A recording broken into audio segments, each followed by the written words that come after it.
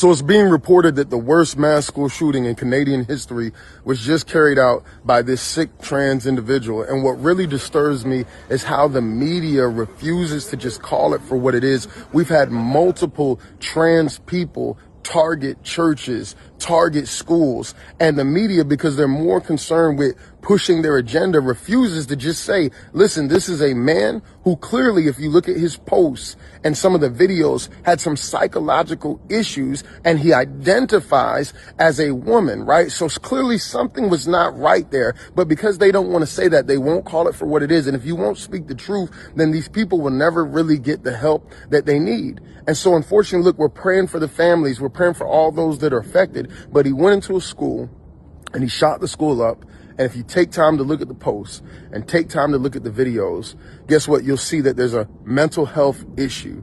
And guess what? America and Canada and many other places that have bowed their knee to this spirit, it's the same thing. We have a mental health crisis here in America because we can't call it for what it is. You got grown men half naked, dressed as women, cosplaying as women, twerking and dancing and reading to little children. You got LGBTQ parades where you got men, half naked out there dancing in front of little kids, throwing condoms in the crowd, and we're not allowed to say anything about it.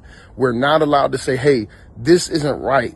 This is mental health. Something is off. These people need help. They're identifying, they're feeling like there's something that they're not. And it goes against biology. It goes against common sense. We can't even say that men can't get pregnant in America without people getting offended. Listen, this is bad. We better wake up. And if we don't start telling the truth and we become so politically correct, not just on a political level, but even in the pulpit, this is going to be the result. This is demonic. I'm praying for the families. I'm praying for all of those who lost a loved one that are affected by this.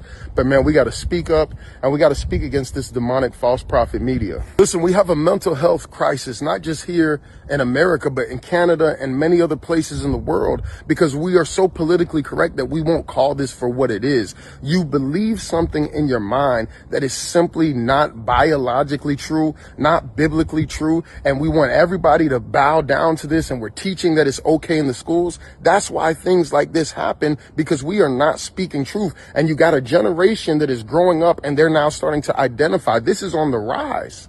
This is on the rise in our young people, this confusion, and we must speak out against it.